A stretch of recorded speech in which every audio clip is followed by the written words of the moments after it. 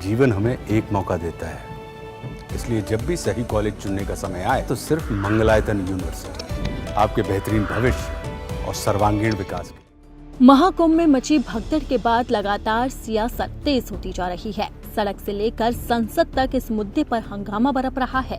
जैसे ही संसद का बजट सत्र शुरू हुआ, वैसे ही विपक्ष ने इस मुद्दे पर हंगामा काटना शुरू कर दिया।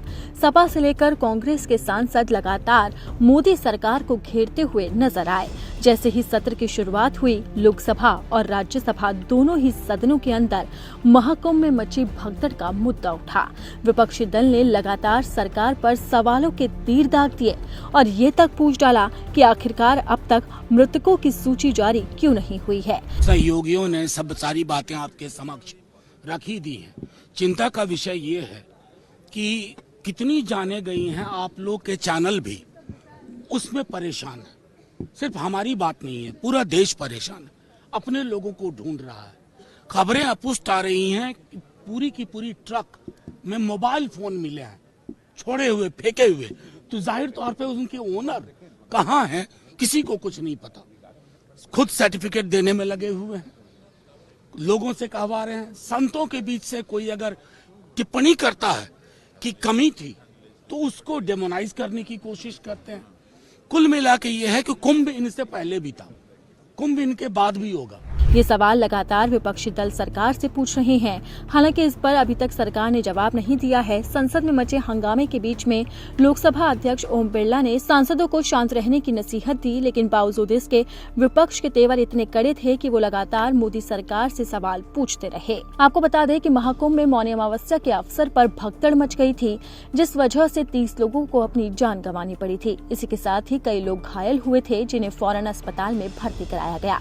फिलहाल अब उन्हें छुट्टी मिल गई है, लेकिन इस हादसे को काफी समय बीत गया है। बावजूद इसके सवाल अब भी सुलग रहे हैं। विपक्ष से लेकर आम जनता लगातार पूछ रही है कि इस हादसे का जिम्मेदार कौन है, किस वजह से ये हादसा हुआ और सरकार ने अब तक मृतकों की सूची जारी क्यों नहीं की है।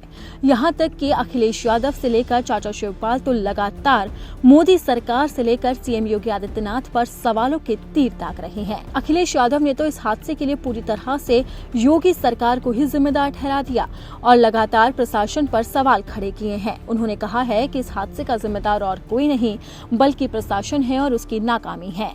अखिलेश यादव का कहना है कि इस पूरे हादसे की जिम्मेदारी लेते हुए सीएम योगी आदित्यनाथ को अपने पद से इस्तीफा दे देना चाहिए। वहीं चाचा शिवपाल का भी यही कहना है कि योगी सरकार इस व्यवस्था को ठीक से संभाल नहीं पाई है और उन्होंने लोगों को सुरक्षा मुहैया नहीं कराई है। इसी का नतीजा है कि मौनी अमावस्या के पर्व पर महाकुंभ के अंदर भगदड़ मच गई और आधी रात को लोगों को अपनी जान गंवानी पड़ी।